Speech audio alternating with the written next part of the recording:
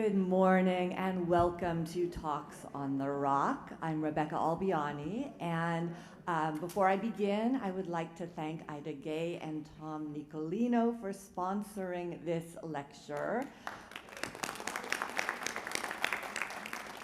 In the era of COVID and its aftermaths on the cultural community, patrons of the arts are more important than they have ever been, so thank you. Today, we are looking in this series that I've titled Introductions, and which has been a little curtailed due to snow and COVID.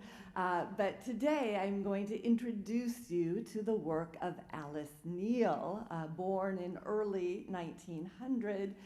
She liked to say that she came in with the century.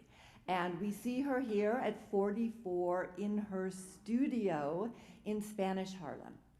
And if you look carefully at this image, you can see the curtains in the background. You can see that her studio is also her home, where she lived, where she raised her two sons as a single mother, and yet she never stopped painting, even though, as the accumulation of canvases behind her suggests, she was not finding a lot of buyers for her work. And it would be unfashionable for most of her career. But Alice Neel just kept doing what she did best, which was portraiture. She was born in Philadelphia, well, not in Philadelphia. She was born in a small town that was a suburb of Philadelphia, a town that she hated for its small-mindedness. She was the fourth of 5 children, and eventually she persuaded her parents to let her enroll in the women's art school in Philadelphia, not the Academy of Fine Arts, but a school that was specifically geared to women having a career in design or illustration, less towards the fine arts. But a number of years earlier, Robert Henry had taught at this institution, and Henry's book, The Art Spirit, was first published in 1923, and Henry's insistence on portraiture as the most universalizing of genres and on capturing not simply what one sees, but one's emotions about one's subject. That for Henry and for Alice Neel was the heart of art making. Well, during a summer course that she was doing in 1924, she met fellow artist Carlos Enriquez. He was, in fact, not as diligent an artist as she was. He was kicked out of the summer program for not producing enough work, and she resigned in protest. Carlos was from a very well-off Cuban family, and Alice Neel fell madly in love with him, and they would marry in 1925. But he wanted to take her back to Cuba. She put it off, she dragged her feet, she delayed. Finally, she went to Cuba to live with his large extended family. For a short period, they became the power couple of Cuban art making. But then, within a few weeks of arriving in Cuba, she found herself pregnant. So her first daughter was Santillana, and Neel felt suffocated by the Enriquez family, particularly her sisters-in-law, who were very controlling, and so she and Carlos decided that they would go live in New York City, away from Havana. And so on their way there, Carlos dropped Alice off in her family home, and he went up to New York to find them an apartment, to get them situated. And Neel made this image of her family home, the house that she grew up in. She is there alone. Her husband is in New York. Her brother, the youngest child, was encouraged by his parents to go to college. So he's upstairs studying. He's up there in his little ivory tower with his book, undisturbed. Alice and Santillana are here on the main floor in the kitchen. Alice is holding the baby while her mother manically scrubs the kitchen floor.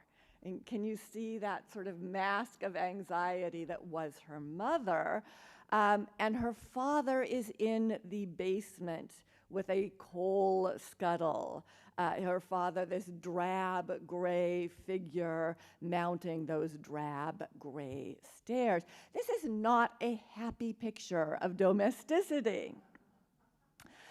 Nor was Alice's time in New York City. So she did move in with Carlos in New York City, but they had no heat. It was a miserably cold winter, and she and the baby both got ill, but she felt like she didn't have enough money to bring in a doctor, so she didn't go to the doctor, and eventually they were both sick enough to call in a physician. Alice recovered. Baby Santillana died a few weeks before her first birthday, which Carlos's family in Cuba blamed Alice for. It was, of course, enormously devastating to lose your first child in this way, and not long thereafter, she was pregnant again, and in late 1928, she gave birth to a second daughter, whom they called Isabetta. And Neel made this image in the aftermath of her experience with the Well Baby Clinic, run by nurses. So the nurse is in the center. Here is Alice, this sort of island of calm. The nurse has the perfectly bundled baby, but the other mothers of every color all around are struggling. This one who seems so emaciated and has this almost bright red, tiny baby that seems to have sucked her dry. She's trying to enfold it in a diaper that looks larger than the baby itself. There is this horrific image of a mother who's evidently having trouble nursing. And the child refusing to latch on properly, and her face is a grimace of Munch scream-like pain as the doctor is there to examine her. And then in the lower right-hand corner, a black mother with her child, dressed. And they seem, apart from everything else, as if they are waiting. And all of the white patients have to be seen first. And then in the upper left are babies without mothers, perhaps abandoned babies that are being cared for. So it's this image of utter chaos.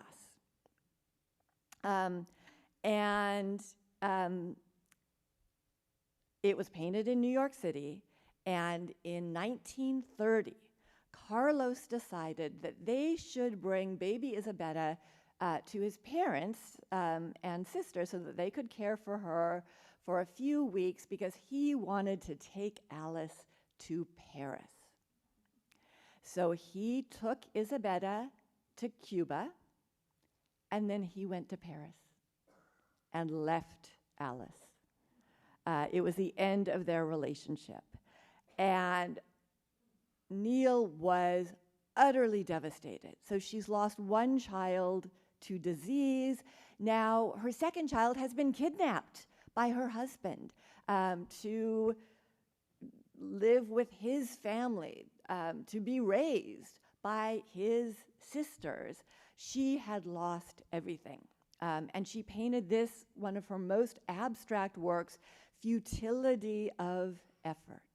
All of her efforts at marriage and childbearing have come to naught for her. And she was inspired by a story of a baby boy who was strangled by the bedding of his crib that was in the newspaper, but there's a clear autobiographical significance to this work. It is so sad. It is so gray. She was spending a lot of time at the Metropolitan in this period, living in New York, and she painted, she's looking at great images from the history of art of mothers and babies. This Countess of Altamira and her daughter became something of an obsession for Goya, and she painted, for Neel, she painted this degenerate Madonna, posed for by her friend Nadia, who did not have children. Like so many Mary Cassatt sitters, the baby and the mother are completely unrelated. And in the history of art, there are a number of nursing Madonnas. Madonna lactans is the category, but they are never bearing their breasts like this without the child being latched on. So this painting caused a scandal. It was seen as obscene in New York in 1930. And Neel was so desperate by this point that she went home to that detested suburban family house, and she was still painting. She would travel into Philadelphia every day to paint in the studio of two of her friends, Ethel Ashton and Rhoda Myers.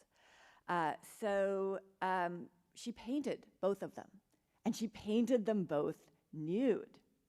Ethel Ashton was 34, but I think looks older in this image. And Neel, much later, called this a feminist work because she said she captured the way that Ashton was, quote, almost apologizing for living, end quote. You see that look on her face of submission.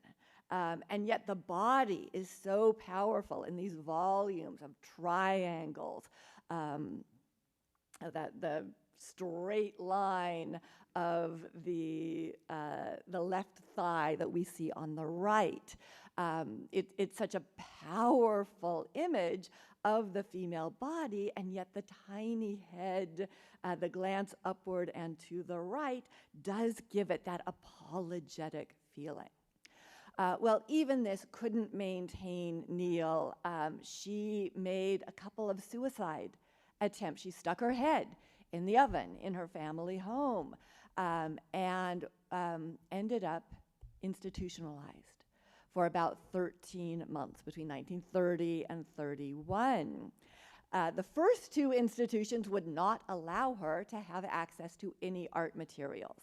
And she's placed on the suicide watch ward because of her attempts. And the third one, fortunately, did allow her to have drawing materials. So she was able to work through this persistent depression, this utter sense of complete lack of self-worth. She was able to work through with her art. So she was finally discharged. She moved back to New York City into the apartment of her friend Nadia, who had posed for the degenerate Madonna. Nadia's husband was a merchant marine, and one of his friends was Kenneth Doolittle, himself also a merchant marine, very involved in Marxist activism, and they began a relationship. But he was also an addict and sometimes violent. And in this watercolor that she makes of Kenneth Doolittle, we get that sense that he's almost a coiled spring, that he has an almost feral quality to him. The rocking chair is just barely suggested, that implement of domesticity. We get much more powerfully the interlaced fingers, the determined expression of the face. Well, in 1933, in the depths of the Depression, Neel was invited to work for the WPA on the Federal Art Project in the easel division. So for the first time ever, the federal government, in considering aid to the unemployed, considered artists as worthy of supporting. And Neel did a number of paintings with a very strong social realist content for the WPA. She had to produce a work every 6 weeks.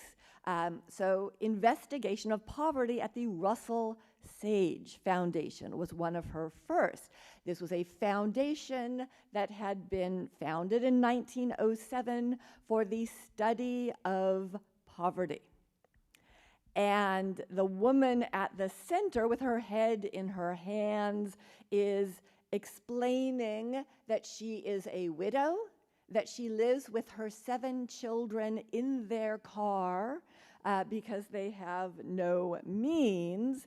And it looks like the 2 stenographers to either side of her have some compassion for the incredible plight of this woman, but she's surrounded by all of these male academics and bureaucrats who seem utterly unmoved by her story. And so Neel wants us to look at the disconnect between the actual misery that people are experiencing, and the 2 men on the right are waiting for their turn. They too are homeless, unemployed, but the disconnect between the actual misery and the people in power who are supposed to be doing something about it.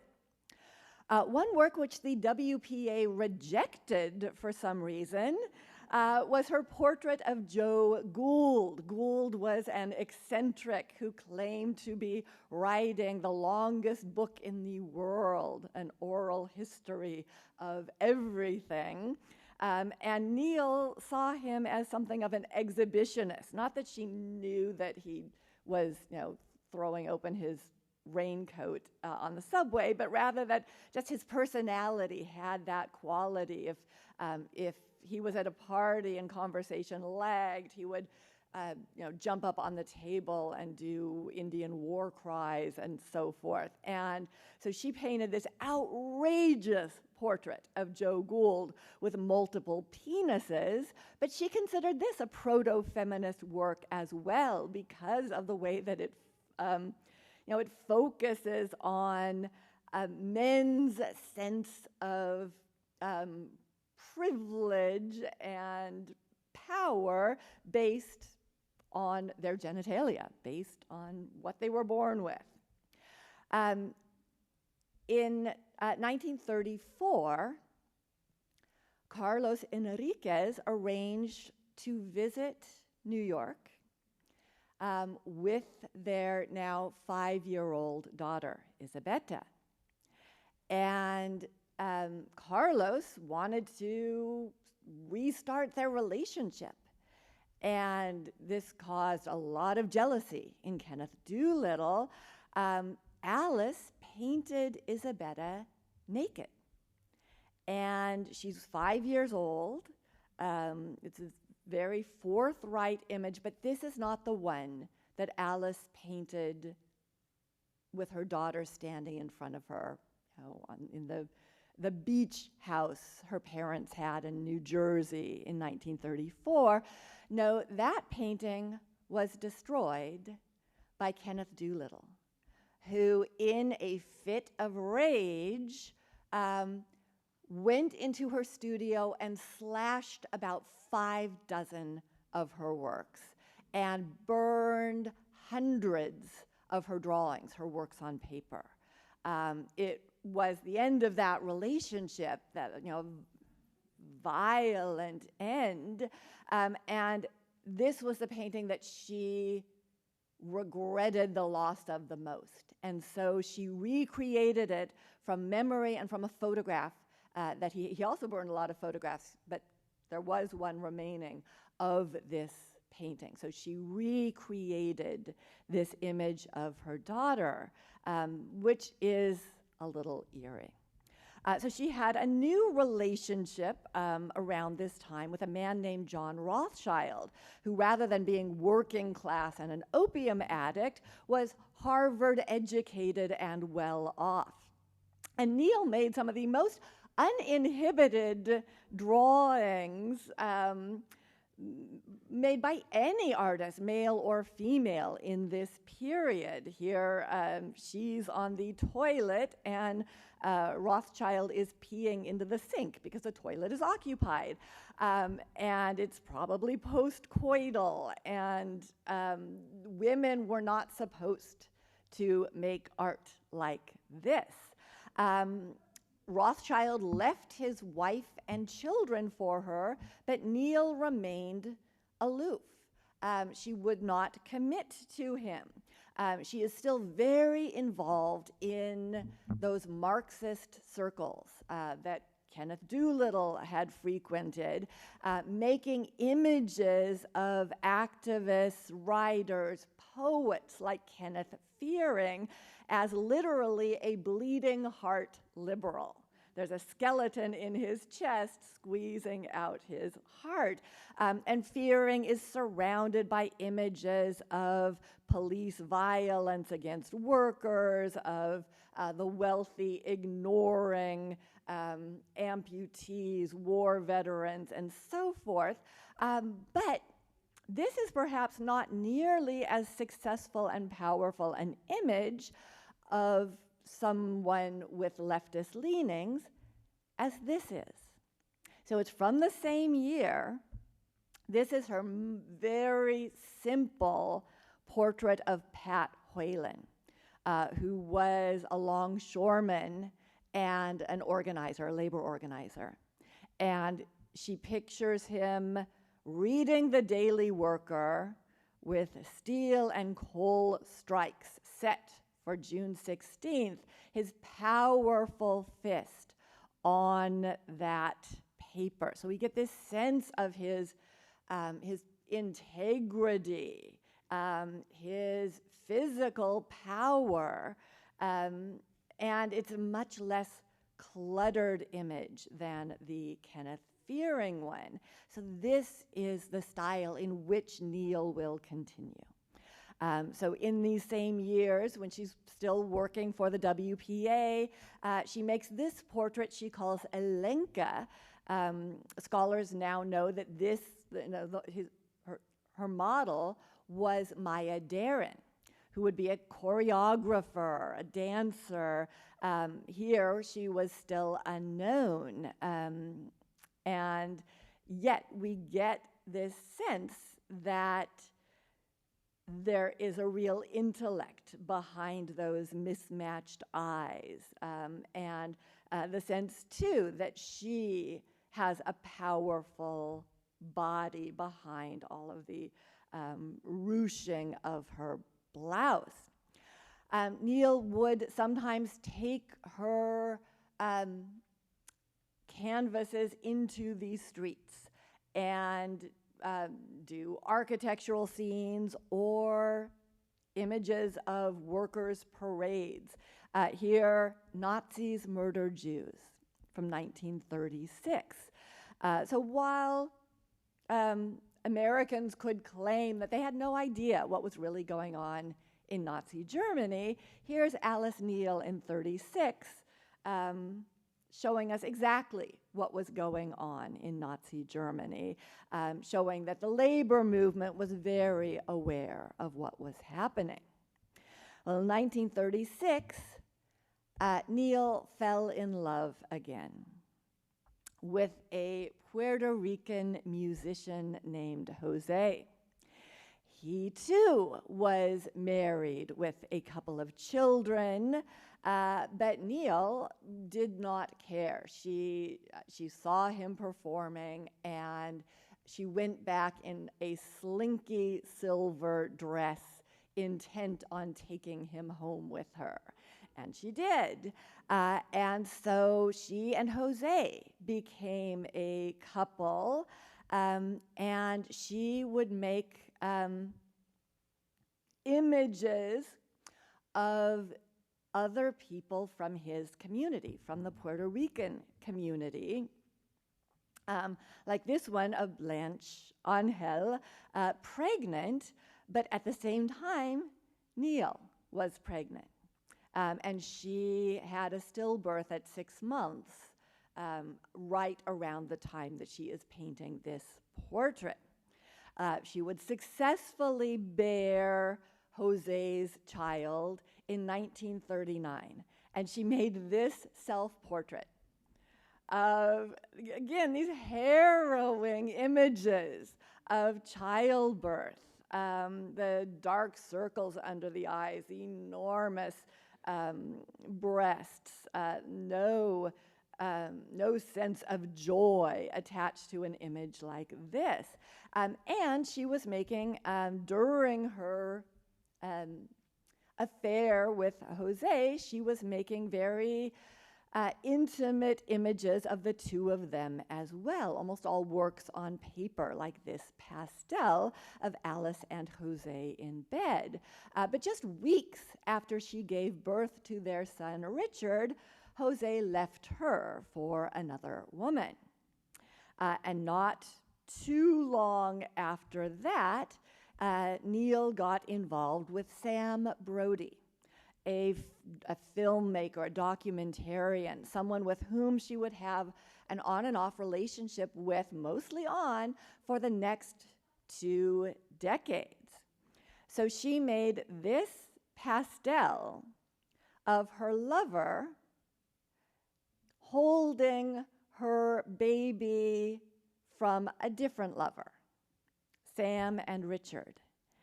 And does Richard not look terrified?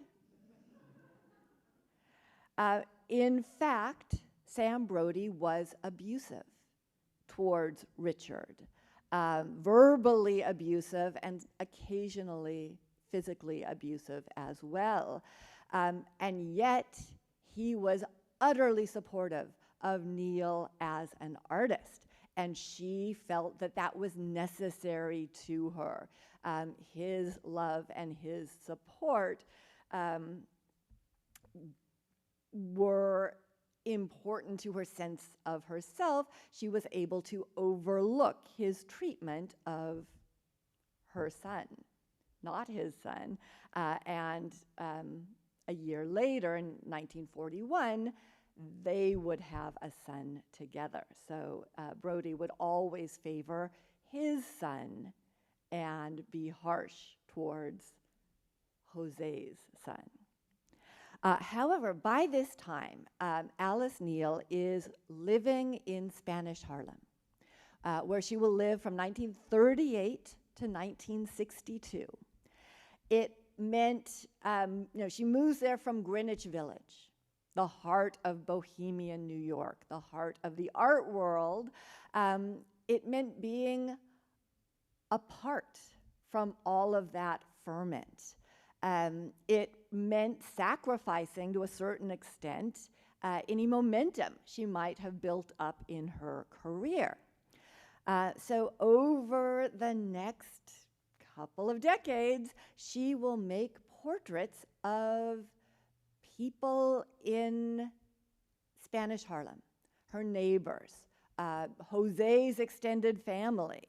This was a cousin of his, I believe, in the tuberculosis ward in Harlem.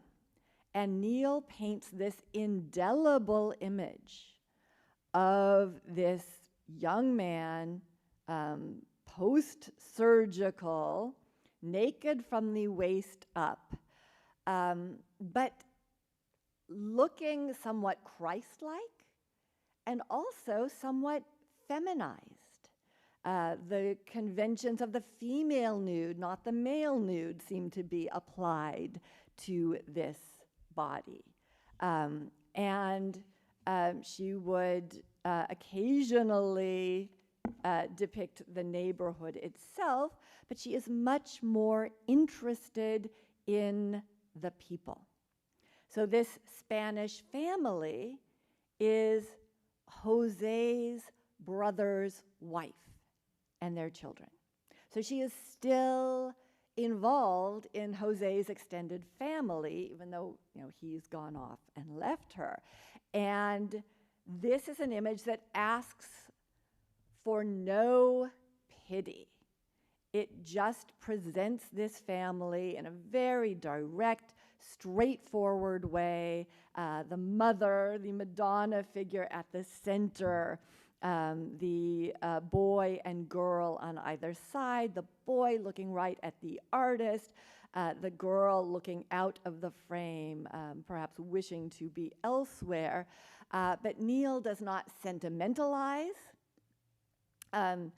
She simply portrays, and she is very interested in race and class and how the portrait can expose elements of race and class.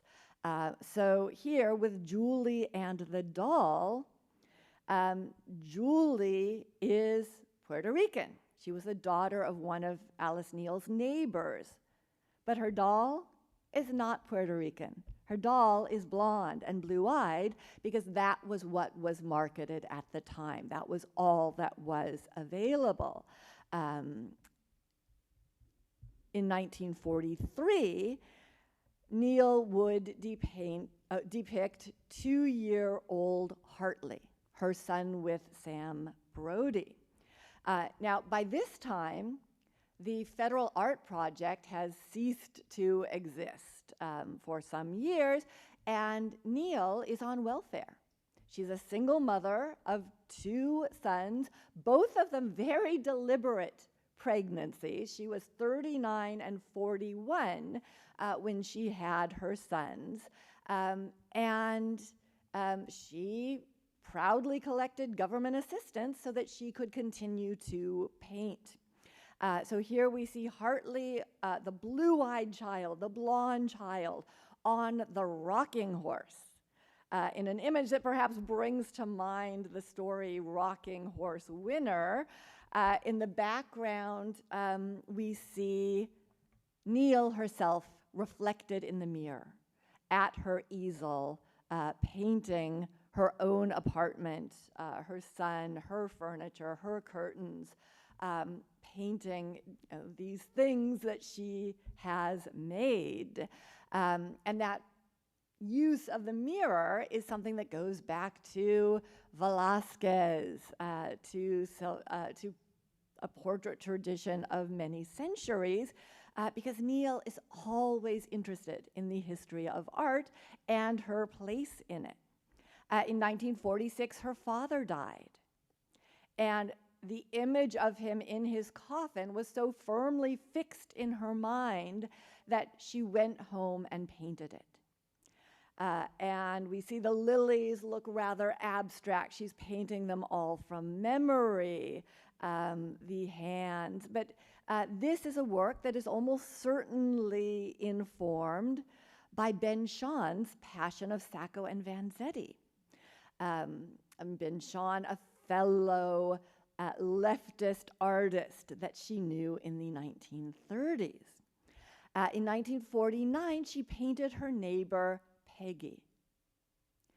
Peggy, who is scrawny. Peggy, who, when we start to look closely at her face, we realize is battered, bruised. She's got a black eye and red marks, and perhaps her husband's wedding ring caught her at the edge of her eyebrow there, where there is that red mark evident. And Neel said that everyone in the building knew that Peggy was beaten by her husband, but no one did anything about it. It was just the way things were in the 40s. But Neel paints it. And the composition, this long rectangle, seems to entrap the upper part of Peggy, as if she's stuck in this box. Her elbows at opposite ends of it, she's unable to emerge from it. And she would use a similar format the following year in painting this ballet dancer, this beautiful, athletic young man who arranges his pose within that rectangle, but perhaps she is suggesting here that he is trying to fit into a box, that of classical ballet, which did not have room for someone of his skin color. So increasingly, Spanish Harlem was inhabited by Dominicans, by Black Spanish-speaking immigrants to New York City, like this Black Spanish-American family, as Neel titles this work. And she is interested in them, in how they choose to present themselves. This is a family in their Sunday best. But she's also interested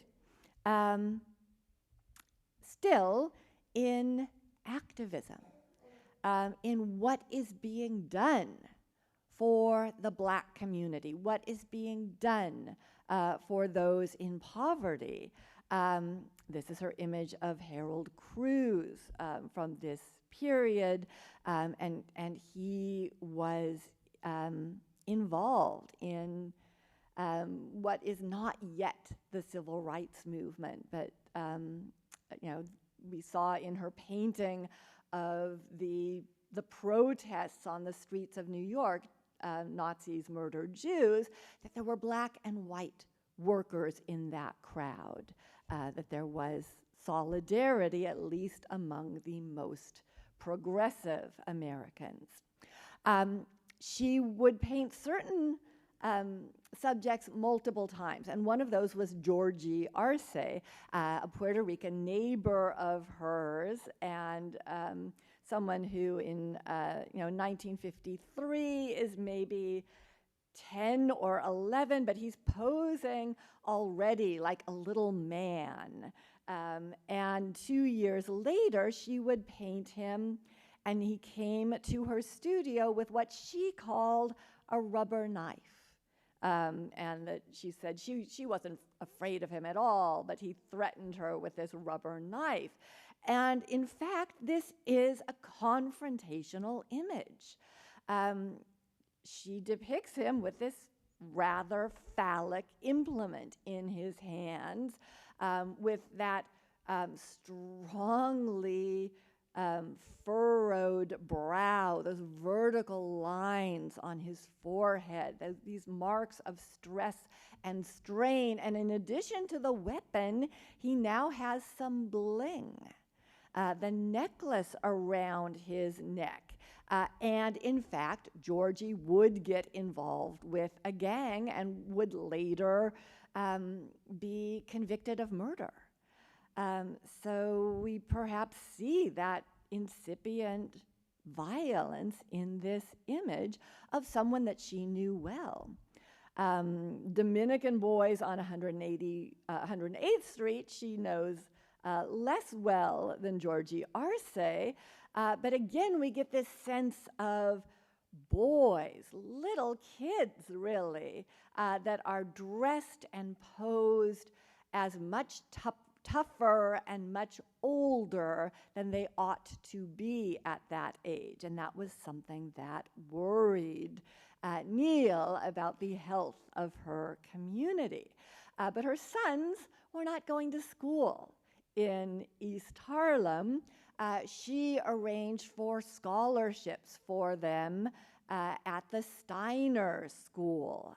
She would get them scholarships to Columbia as well when it was time for them to go to college. So she had privilege that her neighbors did not. You know, as an educated white woman living in the barrio, she was exempt from a lot of those social pressures.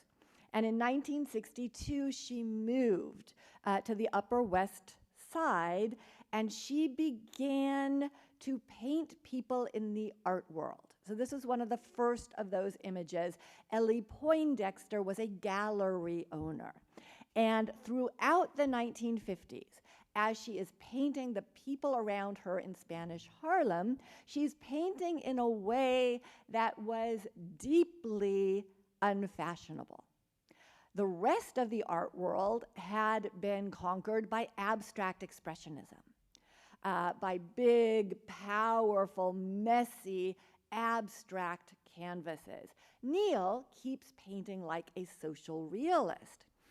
But in '62, she makes this image of Ellie Poindexter, an image that I think no one would call flattering,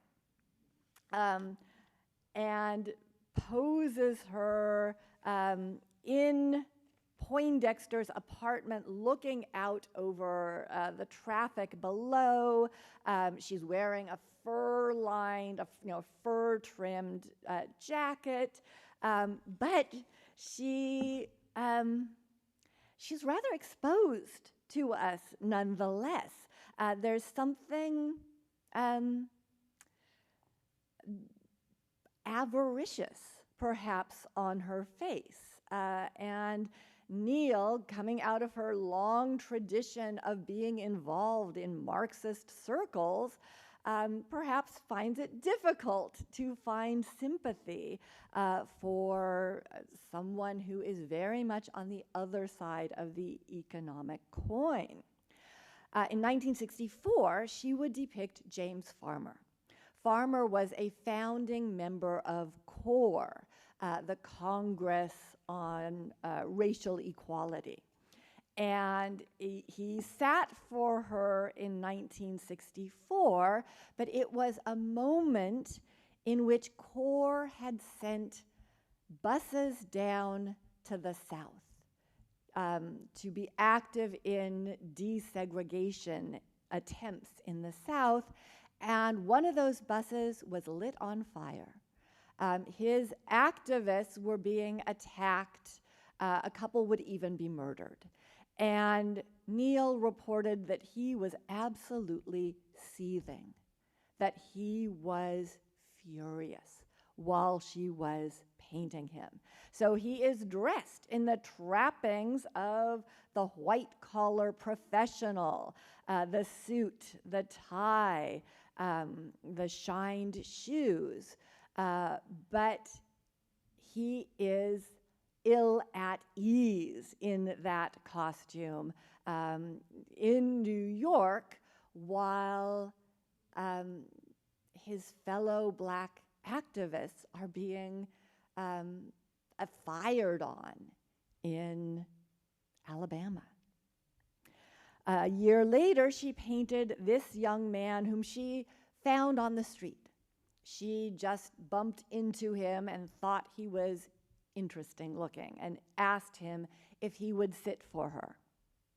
And he said he would, but during the sitting, he explained to her he might not be able to come back because he'd just been drafted. And he didn't know exactly how soon he was going to be shipped out.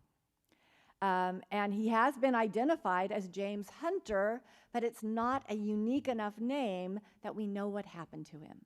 We don't know if he died in Vietnam. We don't know if he escaped to Canada. We just don't know, which makes this unfinished work so poignant. So it's a good way to look at her working method. In one sitting, she gets the face and the left hand almost to completion, just absolutely beautifully rendered. She sketches in the pose, the other hand. We get a rough sense of what he's wearing. But for her initial sitting, she focuses in on the face, on that wistful expression of this young man who is facing a terrible fate. And the fact that it was never finished just adds to that poignancy. That November, she would paint the Thanksgiving turkey. Not the beautifully laid table, but the turkey in the sink with the Ajax bottle and the scrubber. And it's such an unglamorous image of domestic life. It also, the curves of the turkey remind us of some of her nudes and the way that she uses nudity to get at the vulnerability of her sitters. Well, both her children survived, both her sons survived childhood. She would be visited one more time by her daughter when she was about 9, when the daughter was about 9, and the daughter returned to Cuba and said, "I never want to see her again." And so never did.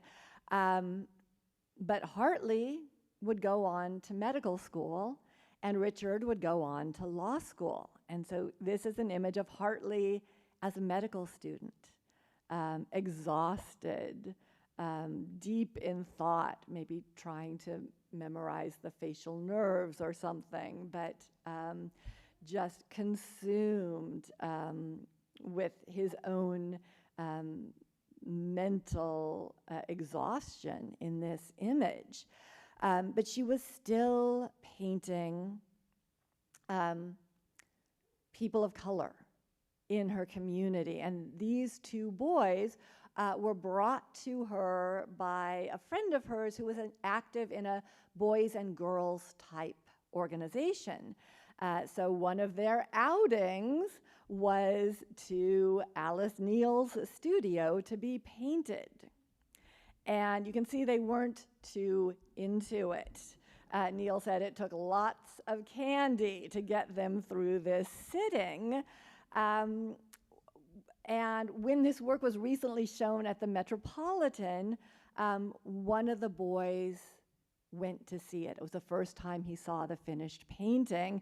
His brother had died in the meantime, but it was very moving for him to get to see this image of the two of them as children. In 1970, Neel painted perhaps the most famous artist in America, Andy Warhol. And for me, this is Neel's masterpiece. Warhol was someone whose public persona was part of his art. He would cloak himself in dark glasses, wigs, makeup, etc., and have a very standoffish persona. He posed for Neel naked from the waist up. And a year earlier, he had survived an assassination attempt. He was shot in the abdomen and died on the operating table. The surgeons were able to resuscitate him and sew him up, but for the rest of his life, he had to wear that corset that we see to keep his insides where they belonged. And he bore those scars. And he closes his eyes. Like, he cannot bear to look at Alice Neel looking at him. And she depicts him with, again, a somewhat feminized body, like the tuberculosis victim, a body that has had violence visited upon it. And there is so much vulnerability in this image, and she does not look away. She dives right in and captures every scar. But she's painting a fellow artist. Here, she's painting her house cleaner, Carmen, and Carmen's ill baby, Judy. So again, we get this tremendous vulnerability, but there's a power imbalance here between the painter and not just the sitter, but the employee who is sitting for her and her sick child. It's a wrenching image and very different than images like this one that she's doing at the same time of people in the art world. So she's going back and forth. It's part of a strategy in the 1970s of bringing attention back to Neel's art, of the way she has been painting since the 1930s in total obscurity, but now she's painting Andy Warhol and Linda Nochlin and her daughter. Linda Nochlin, who 3 years earlier had published the seminal feminist art historical essay, Why Have There Been No Great Women Artists? Alice Neel is, in her way, trying to persuade her that, yes, there have been great women artists. Here is one right here under your nose. And she poses Nochlin on her Empire couch. The daughter, Daisy, looks right at the artist as if she's fascinated by what's going on. Nochlin is more guarded, more locked in herself. But that same year, Neel would paint the Sawyer brothers, Jewish artists that she knew well in the 1930s. They were all on the WPA together. They were all doing their social realist art. And eventually, they would finally receive some recognition for those struggles. But Raphael and Moses Sawyer were comrades of hers from long ago, now depicted as these very elderly, frail-looking men. She was also in the 1970s beginning to paint the gay community. So this is Jeffrey Hendricks and Brian. Hendricks was the elder of the two, an artist and filmmaker, but Brian too was an artist. He just doesn't even get his name into the title. Neel wants perhaps to show us something of the power imbalance in this relationship. Hendricks is dressed with a button down under the sweater. Brian is still in his dressing gown, perhaps. The bananas and the mangoes were Neel's sly visual joke there in the still life on the table. But we have this 80-year-old artist in 1980 painting members of the transgender community. Jackie Curtis and Rita Rudd. And these are both individuals who were born with Y chromosomes, but did not necessarily identify in that direction. So Curtis is, dressed fairly androgynously, long hair, but jeans, men's shoes, whereas Red wears eyeshadow and lipstick and nail polish and jewelry and clearly female attire. And when we look at the portrait, when we look at the faces, they don't really seem to be close. They don't have arms around one another or anything, but look down to their feet, and you'll see that their feet are snuggled together. And the feet are so expressive in Neel's work, the feet and the hands, the dark nylons that have run around the toe and on the side of her foot. Her toe has put a hole in her nylons, and it's just so beautiful and so expressive.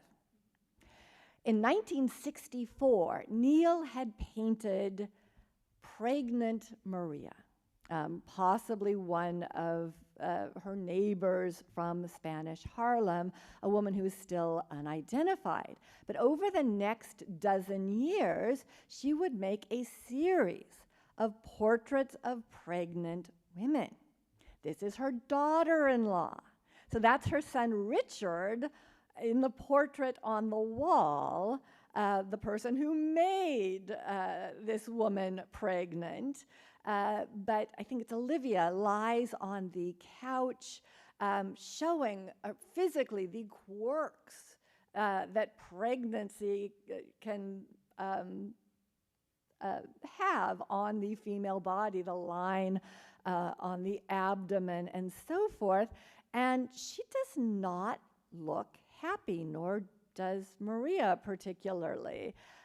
Margaret Evans was 8 months pregnant with twins. So her head looks tiny compared to her distended body and breasts, and Neel places her on this little chair we wonder how she's going to get up out of. But this was Neel making now overtly feminist images about the female body. And it wasn't just pregnant women that she was painting nude. It was other women as well. So Lucille Rhodes was a filmmaker who asked if she could do a documentary film about Alice Neel. And Neel said, yes, but I'll have to be working on something. Why don't I paint you in the nude? And made this portrait, again on the Empire couch. Apparently it was freezing in Neel's studio. And she poses Rhodes in the basic pose of Goya's Maja Desnuda, his naked Maja, but emphasizes the dark triangle of pubic hair, the dark triangle of underarm hair, the dark curls on her head. So Goya is always a touchstone for Neel, but so is Van Gogh. And I want to look for a moment at Madame Roulin and her baby, because it's something that Neel was looking at, this image of a mother holding a baby, the eloquence of the fingers, the use of an outline of different and unexpected color around the contours of the body. We see that in Neel's work too. So here, all of that pregnancy produces babies, and Neel would paint Nancy and Olivia. So here, her daughter-in-law and her granddaughter, and they are not smiling. And in the background is a picture on a table that looks like it's teetering. It's this image of this young woman, this new mother who is just trying to keep it together. And a few years later, Hartley and his wife would have their first child, Elizabeth. And Neel went up to Vermont to help them with the childcare, but also to paint them. So again, we find these, the baby, the mother, no smiling. And maybe when you're in the portrait studio posing for a photograph, for a few seconds, you can pull it together and plaster that smile on your face. But when you are sitting for a portrait painter over a period of hours, you can't. And so Neel gets at the truth. She would continue to paint her granddaughter, Olivia, here in that same chair that looks about the right size now that she had placed the hugely pregnant Margaret Evans in. Olivia's father, Richard, had become quite conservative. To Neel's chagrin, Richard was a Nixon supporter. They could not talk politics, and yet here she is painting him in late 1978, still with affection, still with a relationship, despite his political leanings. And 1980, she made this self-portrait. An unstinting view of Neel in the all-together, holding a paintbrush in one hand and a painting rag in the other, which is the whitest thing in the canvas, whiter even than Neel's hair. She uses nudity again and again to get past defenses, in this case her own, to look pitilessly on the toll that gravity and age have taken on her body, her once young and voluptuous body, painting this with her characteristic defiance and take that attitude. And finally, she was having some acclaim. She had had a career retrospective in the 1970s at the Whitney Museum of Art. She's finally considered a kind of elder statesman of painting. And in the 1980s, there was a resurgence of interest in figure painting. And so Neel became a tremendous inspiration to artists who were turning again to the figure after abstract expressionism and minimalism and so forth.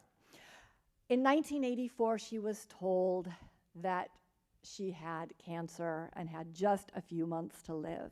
And she painted right up to the very end, here capturing her granddaughter, Elizabeth, in a red hat, in red and white polka dot socks.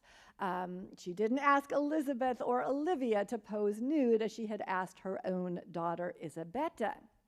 And we're fortunate in Seattle to have a fine example of Neel's work in a public collection, her portrait of collector Richard Lang at the Seattle Art Museum.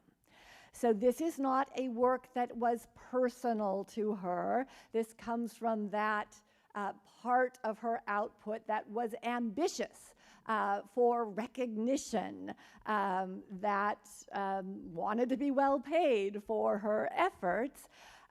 So she would always go back and forth between painting family, painting those who were on the margins of society, and from the 1970s onward, painting collectors and philanthropists and the like. But Lang said that he and Neel got on perfectly because they were both curmudgeons. And there is something of that spirit in all of Neel's art. She looked hard at humanity for 60 years. for the whole span of her career. And she continued to paint in a realist vein, to paint portraits, to capture human beings on the canvas in front of her, and to try her best to get past their defenses. And has left us with a very moving portrait of New York society in particular over the course of much of the 20th century. Thank you.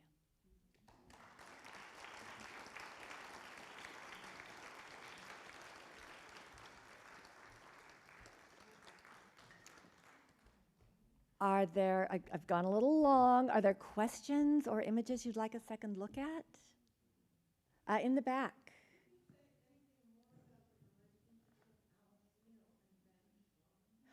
Oh, could I say anything more about the relationship of Alice Neel and Ben Shahn? I don't know any specifics about that relationship, but I know that they were both very active in leftist circles in the 1930s, that Ben Shahn was organizing for an artists' union in those years, and that Neel was part of those efforts as well. So politically, they were both firmly on the fairly far left edge of the spectrum, but I don't know personally what their relationship might have been.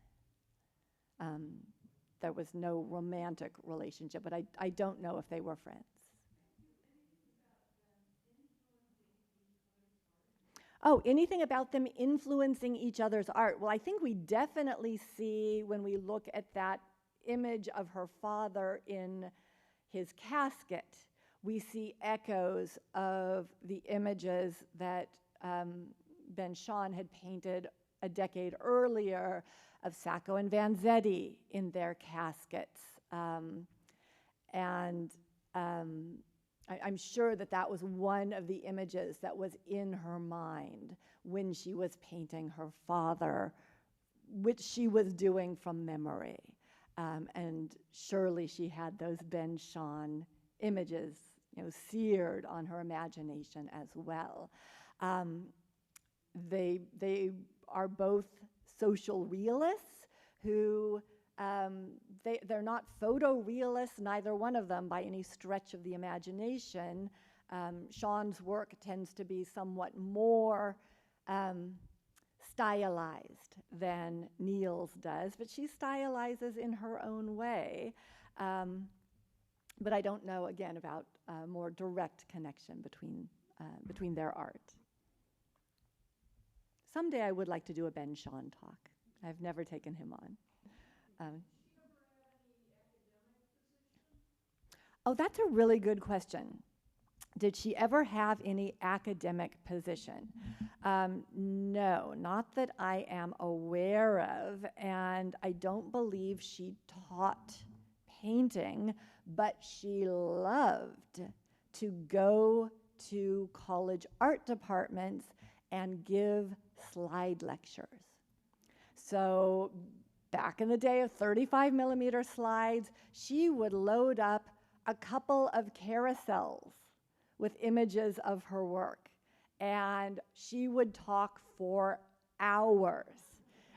In the 70s, very often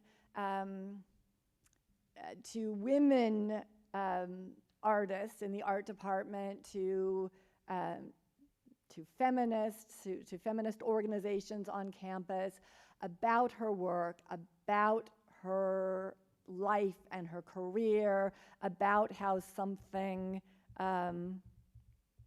something like this, even though this is before the beginnings of the feminist movement really gets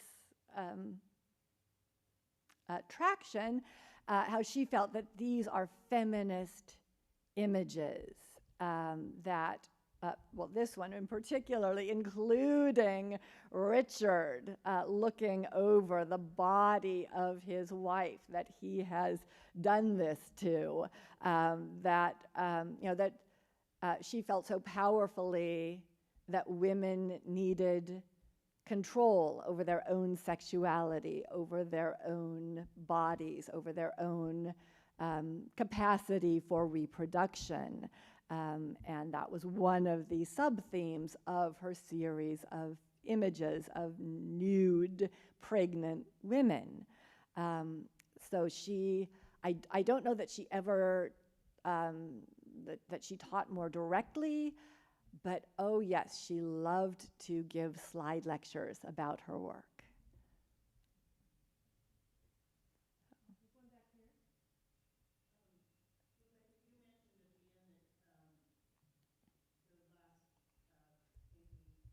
The Lang? Mm-hmm.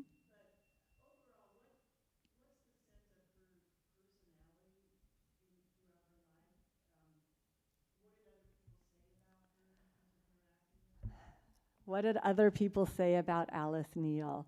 She was not an easy personality. And her mother always radiated her disappointment in life and domestic responsibility. The mother that is so furiously scrubbing the floor in that one painting. And Neel learned from a very young age that she couldn't be a doormat. She couldn't be accommodating. If she was ambitious, and if she wished to make any kind of mark on the art world, she had to be forward and direct. And particularly, she dies in 1984. So in the 50s, a woman who's not simpering, and a woman who is direct was seen in a much less assertive, was not prized among women. And so there are some fairly harsh criticisms of her personality. People that knew her well, she continued to have a very good relationship with her sons. And they would say, even though their childhood was chaotic, that she was still a good mother. And she managed to attract close relationships. She had really good relationships with her daughters-in-law, which many women fail to do. So she was a very complicated person, and she was an ambitious artist and wished to be taken seriously and took no crap. And so her assertiveness was sometimes seen as unpleasant forwardness at the time. I won't use other words that could be attached to her personality, and sometimes were. Rebecca, I actually have a question. Is there any more information about the daughter who disowned? Oh, it's very sad. That daughter eventually died of suicide. So the two sisters, the aunts who raised her,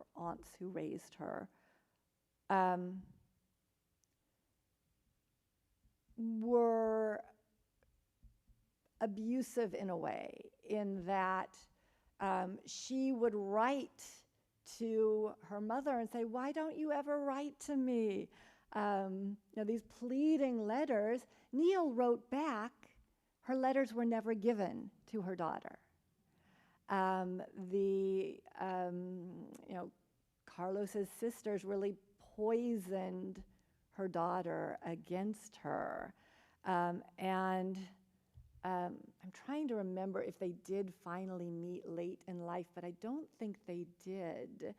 And she married, I think she may even have had children, but she was never a happy person. She had these serious traumas from early childhood and this strong sense of abandonment that was then fueled by the women whose job it was to take care of her, and who had chosen. They detested Alice from the very beginning.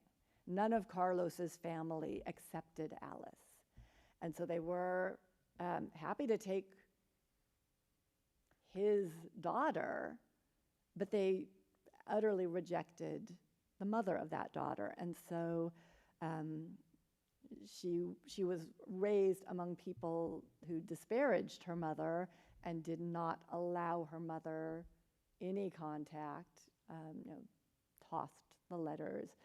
And eventually, as an adult, she committed suicide.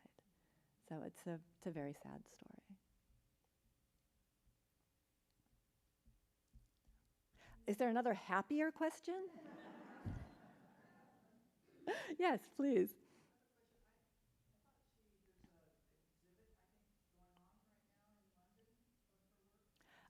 Oh, it's possible. There was a major exhibition that was organized by the Metropolitan Museum of Art a couple of years ago. So it was one of those ones that a lot fewer people saw than ought to have because of COVID. And it did go to the De Young, I think, in San Francisco, and it may have also gone to London, but I can't remember. I think it is gone, but it was quite recent, and there were a lot of reviews, articles about Neel. She was very much in the public eye during the pandemic. She was on Johnny Carson before she died, and I think you can find that on YouTube. It's fairly entertaining. So she did become a kind of personality very late in life. Alice Neel, London 2023. Yes, Alice Neel, hot off the griddle at the Barbican, February 16th to May 21st, 2023. So if you happen to be in London before May 21st, the Warhol will be there. Oh, that looks like a great show. I will not happen to be in London before May 2023, but yeah, and it says it was organized in collaboration with the Pompidou, so I wonder if it is then going to Paris. So you may have an opportunity to see it in Paris as well. I think there was a couple more questions. Is there a biography of Alice Neel that you would recommend? Yes, so the catalog is excellent, but the biography, what is it called? Yes, there's a very good biography. Let me look up if the title did not stick in my head.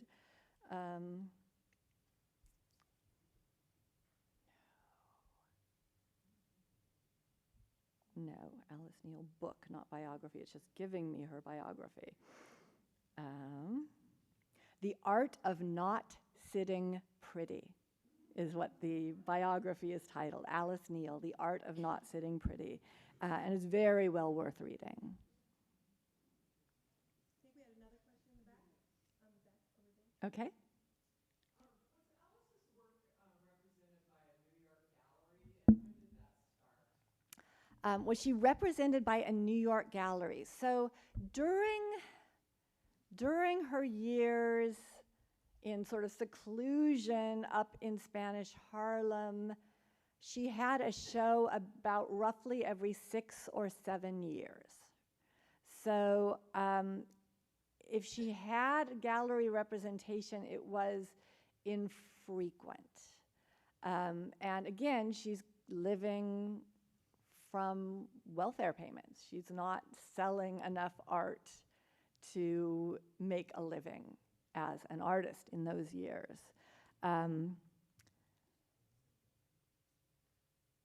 I think by the 70s, she had gallery representation, and the 70s was a good decade for her. She really got herself back in the public eye. There was a kind of pushback against the monolithic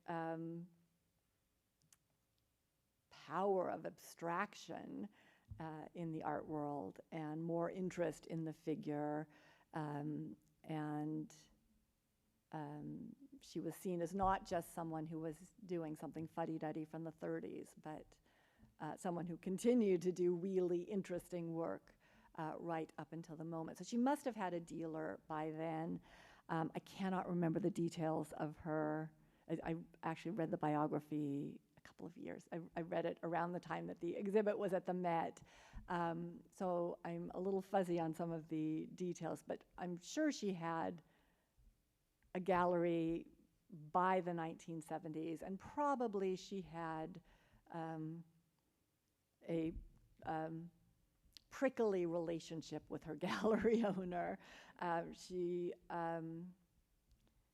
was a lifelong socialist, and the art world with its power and privilege put her off, and it had also ignored her for a long time. So she had some chips on her shoulder vis-a-vis the art world. Yes?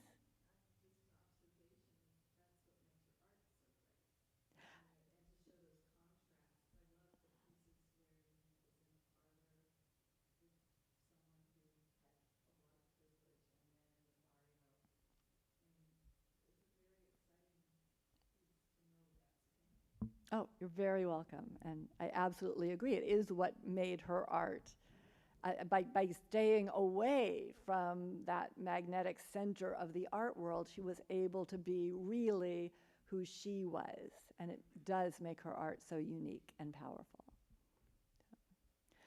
Well, thank you all so much.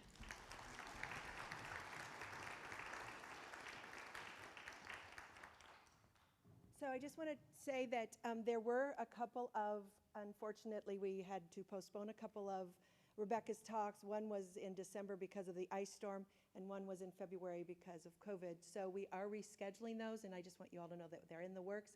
And when we get those dates nailed down, we'll definitely put out the information. So thank you again for coming.